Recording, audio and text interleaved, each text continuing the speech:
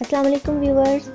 आज मैं बहुत ही टेस्टी सा झटपट और फटाफट सा बीफ मसाला बना रही हूँ, जो कि देखने में आपको नज़र आ रहा है कि बहुत ही ज़्यादा शानदार लग रहा है। बहुत ही अच्छी इसकी लुक है, बहुत अच्छा कलर है और इसकी खुशबू और टेस्ट इससे भी ज़्यादा अच्छा होगा।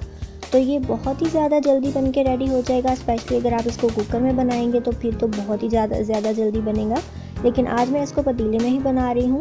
और आपने बिल्कुल भी एक भी इसका पॉइंट मिस नहीं करना है, वीडियो को एंड तक ज़रूर फॉलो करना है। बहुत ही ज़्यादा टेस्टी बनता है। तो चलिए बनाना स्टार्ट कर लेते हैं।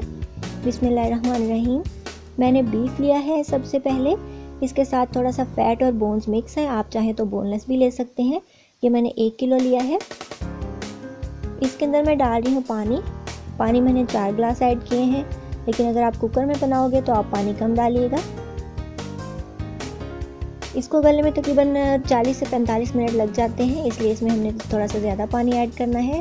फ्लेम मैंने ऑन कर दिया था। साथ ही मैं डाल रही हूँ इसके अंदर बड़े साइज़ के 2 प्याज, ताकि इसका अच्छा सा मसाला बने, क्योंकि ये है बीफ मसाला। तो इसके लिए हमें चीज़ें जो हैं थोड़ी सी ज़्यादा डालनी पड़ेंगी। 1 टेबलस्पून डाल दिया है अदरक का पेस्ट और 1 टेबलस्पून ही लहसुन का पेस्ट डाला है मैंने। और बड़े साइज़ के 3 टमाटर मैंने डाल दिए हैं चॉप करके। टमाटरों से इसका टेस्ट बहुत ही ज़्यादा ज़बरदस्त आएगा। हरी मिर्चें मैं डाल रही हूँ इसके अंदर काट के तकरीबन 5 अदद। आप ज़्यादा चाहें तो ज़्यादा भी डाल सकते हैं, अगर आप ज़्यादा खाते हैं तो।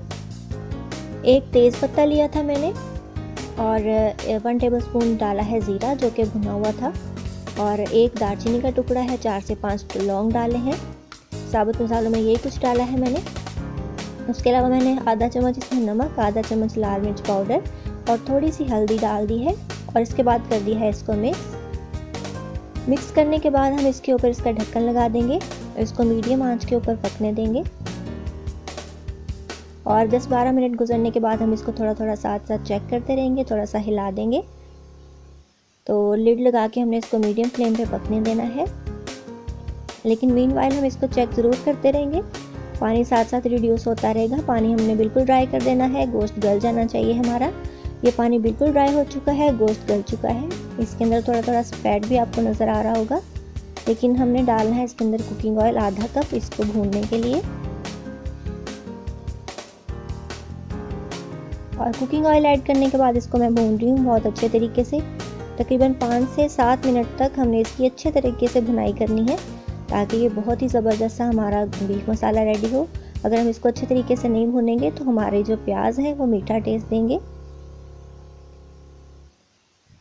भूनने से बहुत अच्छा सा मसाला रेडी होगा। तो ये ऊपर तरी आ चुकी है, बहुत अच्छे से हमारा जो बीफ है ये भुन चुका है। इसके अंदर आपने नोटिस किया होगा कि मैंने बहुत ज़्यादा एक्स्ट्रा मसाले ऐड नहीं किए, इसमें मैंने साबुत गरम मसाले ही डाले थे। एंड के ऊपर डाल रही हूँ मैं इसके अंदर धनिया, और धनिया डालने के बाद हम इसको डिश आउट कर लेंगे। और बहुत ही टेस्टी हमारा जो बीफ मसाला है वो बनके रेडी हो चुका है। आपने देखा कि कितनी जल्दी और बिल्कुल बेसिक मसालों से ये बनके रेडी हो गया है।